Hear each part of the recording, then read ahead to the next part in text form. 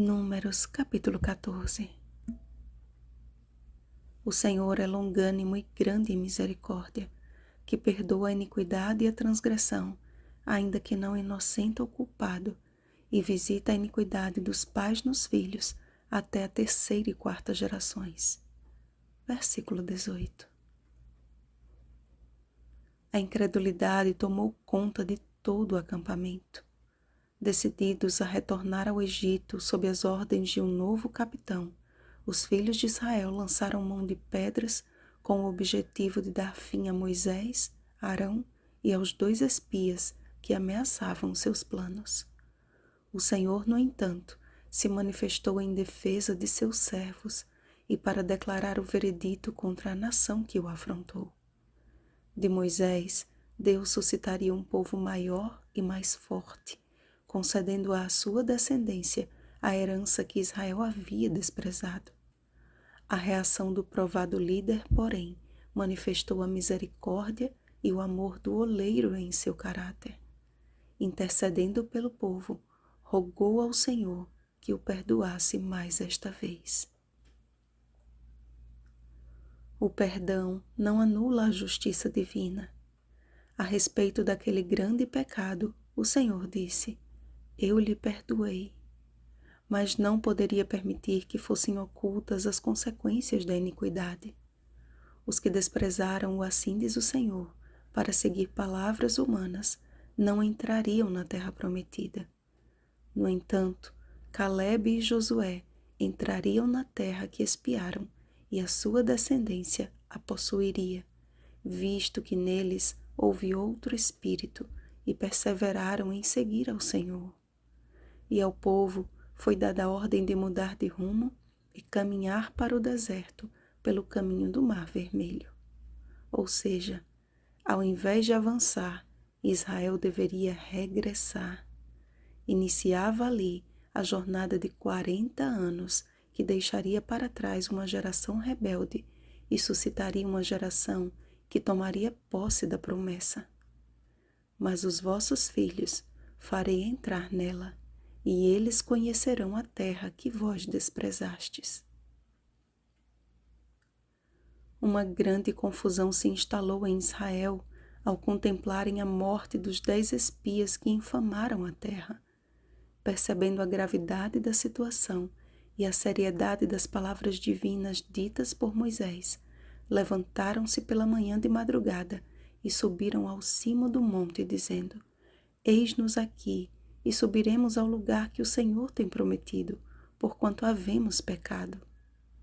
A este despertamento atrasado, contudo, veio a perturbadora resposta: Não subais, pois o Senhor não estará no meio de vós, para que não sejais feridos diante dos vossos inimigos. Mais uma vez, Israel não deu ouvidos ao profeta de Deus, e com que angústia de alma padeceu Moisés ao ver a teimosia de um povo retornando ferido e derrotado. Com que agonia viveu o restante de sua peregrinação, sabendo que todo aquele povo, fora Calebe e Josué, seria consumido no deserto e ali seria sepultado. Amados, cada cena da jornada de Israel é um chamado de Deus para que o seu povo desperte para o tempo de sua peregrinação. À semelhança de Israel, estamos às portas do cumprimento da derradeira promessa. Como Josué e Calebe, Deus tem um remanescente fiel sendo enviado ao mundo, tendo nos lábios e no coração o último clamor. Homens e mulheres que têm sido desprezados e até mesmo ameaçados pelos impenitentes, mas acolhidos e levados a sério pelos pequeninos e humildes de coração.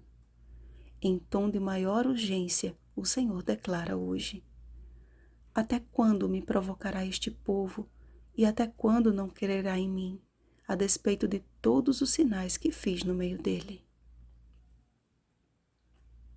Prestes a cruzar a linha de chegada, às vésperas de encerrarmos a nossa carreira, em tempo de solene advertência, precisamos de olhos e ouvidos espirituais para, como Josué e Calebe, manter firme a nossa fé naquele que jamais deixa de cumprir as suas promessas. Milhares têm aderido à mesma ideia do antigo Israel. Levantemos um capitão e voltemos para o Egito. E sob a bandeira de um falível mortal, desprezam a bandeira vitoriosa do príncipe Emanuel. Mas o período de graça, que se apressa para o seu limite, não postergará o tempo determinado para o seu fim, e amedrontados pela ruína daqueles que antes seguiram como seus mentores em lugar do que está escrito, passarão por um falso despertamento que resultará em frustração e completa derrota. Se Israel houvesse aceitado a disciplina e a correção do Senhor como oportunidades de crescimento e aperfeiçoamento do caráter, jamais teria escolhido o lado pessimista dos 10 espias. Como temos encarado as provas que enfrentamos? Não pense ninguém que o Senhor poupará alguma iniquidade em seu juízo final. Ele está separando a escória do ouro e o joio do trigo. Despertemos para o tempo sobremodo oportuno.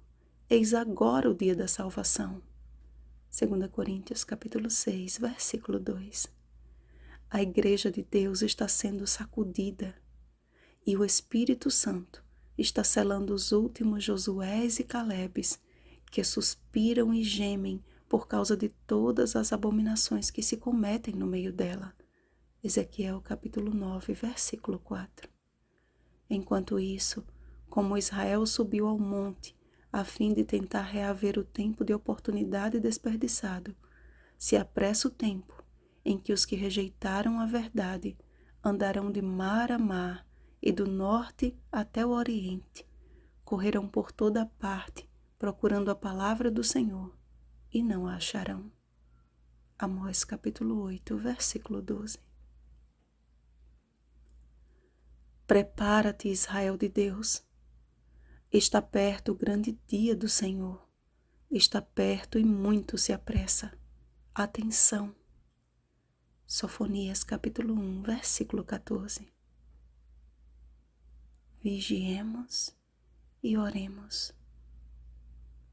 Bom dia, Josués e Calebes dos últimos dias. Rosana Garcia Barros.